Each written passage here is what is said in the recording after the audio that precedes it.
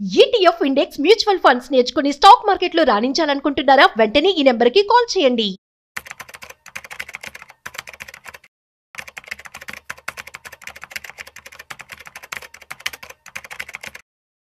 నమస్తే, welcome back to Suman TV. Present మనతో పాటు ఉన్నారు stock market analyst Sundararam Reddy గారు.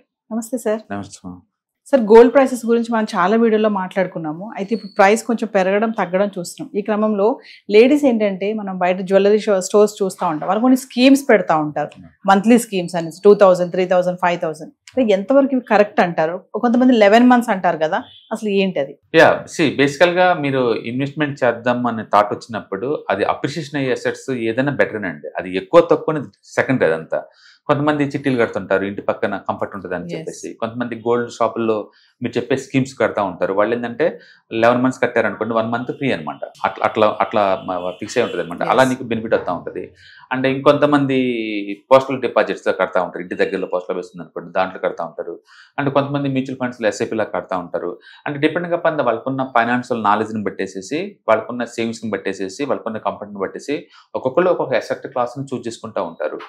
అయితే గోల్డ్ మీద పెట్టడం బెటర్ అంటే, అవును లాస్ట్ ఇయర్ బెస్ట్ అని చెప్పింది కదా, అది 40% దాకా పోయింది gold. So nothing is bad కదా. అందుకని గోల్డ్ ఒక్క దాంట్లో పెట్టడం ఎంతవరకు బెటర్ అనేది అప్పుడు మన క్వశ్చనబుల్ అనమాట అది. సో బేసికల్ ఏంటంటే ప్రతి అసెట్ కి సైకిల్ నేచర్ ఎలా ఉంటుందో ఈవెన్ గోల్డ్ కూడా ఉంటుంది. లాస్ట్ ఇయర్ 40% మూవ్ అయింది అని చెప్పి ఎవ్రీ ఇయర్ అలా మూవ్ కాకపోవచ్చు. అలాగే పోస్టల్ డిపాజిట్లు అది డెట్ ఫండ్స్ కాబట్టి ఫిక్స్డ్ గా మీకు ఇయర్ మొత్తం కూడా యావరేజ్ మీద నీకు 6 to 7 వస్తుంది పర్మనెంట్ గా. దాని నుంచి ఎక్స్పెక్టేషన్ ఉండదు. అలాగే చిట్స్ అనుకోండి, చిన్న మొత్తంలో మనం చేసుకోవచ్చు, పెద్ద మొత్తంలో స్కేల్ అప్ చేయలేవు, ఎందుకంటే ఎప్పుడు ఐపీ పెడతాను భయం వస్తుంది. అంటే పెద్ద చిట్స్ మొత్తం కూడా డేంజరస్ జోన్కి వెళ్ళిపోతాయి అనమాట అవి. అందుకని మీకున్న నాలెడ్జ్ని బట్టేసి కంఫర్ట్గా అనిపిస్తే పెట్టుకోవచ్చు ఏదైనా సరే. బట్ ఉన్నట్లో అన్నిటికన్నా ద బెస్ట్ అంటే మాత్రం డెఫినెట్గా go for mutual funds. Even మీకు గోల్డ్ అన్న ఇంట్రెస్ట్ ఉన్నా సరే, ఈ షాపులతో పోల్చుకుంటే డైరెక్ట్గా గోల్డ్ మ్యూచువల్ ఫండే కొనుక్కోండి, గోల్డ్ ఈటీఎఫ్సే కొనుక్కోండి, గోల్డ్ ఇండెక్స్ ఫండ్స్ ఉంటాయి, అవి కొనుక్కోండి.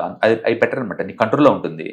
అండ్ రెండోది లీగల్గా వాటి నుంచి పర్ఫెక్ట్గా ఉంటుంది కాబట్టి మీకు ఎప్పుడు అంటే ప్లాన్ వేసుకోవచ్చు. అండ్ రెండోది మల్టీ అసెట్ ఫండ్స్ ఉంటాయి మ్యూచువల్ ఫండ్స్లోనే, అందులో పెట్టారనుకోండి అన్ని రకాల అసెట్స్లో వాళ్ళు ఇన్వెస్ట్మెంట్ చేసుకుంటూ ఉంటారు కాబట్టి అన్ని బ్యాలెన్స్ అవుతూ ఉంటాయి.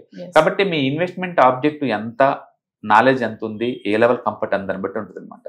యూజువల్గా అయితే మీరు 12% ఎక్స్పెక్టేషన్తో ఉంటే డెఫినెట్గా గోల్డ్ తీసుకోవచ్చు.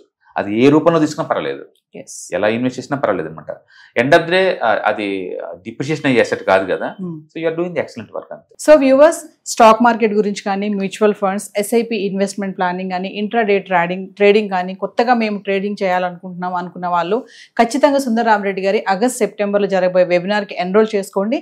ఇంట్రెస్ట్ ఉన్న వాళ్ళు స్క్రోల్ అవుతున్న నెంబర్కి కాల్ చేస్తే మా టీం మీకు అందుబాటులో ఉంటుంది. ఇప్పుడు మామూలుగా మనీ దాచినట్టు ఉంటుంది, 11 months అయ్యాక అక్కడ మన ఐటమ్ కొనుక్కోవచ్చు అన్న ఆలోచనతో కూడా పెడతా ఉంటారు స్కీమ్స్ లో. అంటే ఫైనల్ గా మనకి ఇందులో లాస్ ఏమైనా ఉంటుందంటారా ఆఫ్టర్ 11 months? డెఫినెట్ గా ఎక్కువ తక్కువ రావడం తప్ప నీకు లాస్ అంటే ఉండదండి. ఇప్పుడు తనిష్క్ ఉంటుంది, వాళ్ళకి సంబంధించి ఒక ఆఫర్ ఉంటుంది. ఇంకొకటి జాయ్ ఆల్కాస్ అనుకోండి, వాళ్ళకి సంబంధించి ఇంకో వేరే ఆఫర్లు ఏదో ఉంటాయి. మొత్తానికి ఏదన్నా కావచ్చు, కస్టమర్ని అట్రాక్ట్ చేసేసి వాళ్ళని రిటైన్ చేసుకోవడం వాళ్ళ కాన్సెప్ట్ అనమాట. అంటే కస్టమర్స్ అందరూ ఒకేసారి నువ్వు అమౌంట్ కట్టలేవు కాబట్టి కొంచెం అమౌంట్ తోటి నువ్వు లైక్ 1 gram, 1/2 gram ఇలా అనమాట. మొత్తం యూనిట్లు అయిపోయిన తర్వాత నీకు ఆర్నమెంట్ ఇస్తూ ఉంటారు. అది బోత్ విన్ ఆపర్చునిటీ, మనకి వాళ్ళకి ఇద్దరికి opportunities. So end of the day మనం ఏదన్నా ఒక ఇన్వెస్ట్మెంట్ చేస్తున్నాం అంటే ఒక మోటివ్ ఉండాలా, అది నువ్వు కంఫర్ట్ గా ఫీల్ అవ్వాలి. అంటే ఊహించండి, అంటే చాలా మంది శ్రావణ శుక్రవారాలు కావచ్చు లేదా కార్తీక మాసాలు కావచ్చు దేవుని పూజ చేస్తూ ఉంటారు. పూజ చేసినప్పుడు ఒక రూప్ పెట్టుకుంటా ఉంటారు దేవుడికి. ఎవ్రీ మంత్ కానీ ఎవ్రీ ఇయర్ కానీ రూప్ పెట్టుకుంటా ఉంటారు. అండ్ 12 years 30 years అలా అయిన తర్వాత మొత్తం రూపులన్నీ అయిన తర్వాత ఒక ఆర్నమెంట్ చేసుకుంటా ఉంటారు.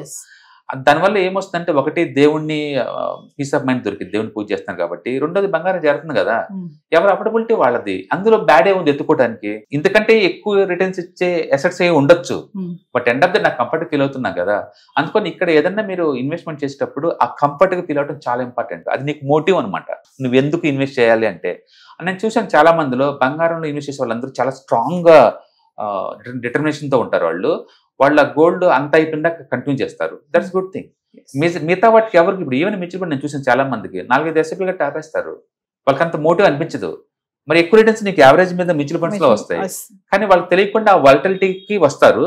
ఎప్పుడైతే డౌన్ అవుతుందో డిమోటివ్ అయిపోతారు, పెరగలేదు 2-3 నెలల నుంచి అవసరం అని చెప్పేసి ఆపేస్తారు. గోల్డ్ అలా కాదండి, అసలు రేట్తో సంబంధం లేదు. ఆర్నమెంట్ నాకు రాబోతుంది నెక్స్ట్ 2 years లో, ఆ ఒక్క మోటివ్ తోటి వాళ్ళు చేసుకుంటూ పోతుంటారు. End of the day appreciation అది కూడా 12% అవుతుంది కదా, అందులో రాంగ్ ఏముంది చెప్పండి. ఇంకా అందుకని మీరు ఎక్కడైనా ఇన్వెస్ట్ చేయండి, అది అప్రిషియేషన్ అసెట్ అయి ఉండాలా.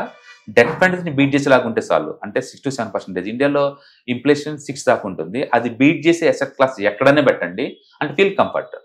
దాని గురించి మీకు నాలెడ్జ్ ఉంటే చాలు, అంతే. ఎక్కువ తక్కువ అనేది డిఫరెంట్ స్టోరీ.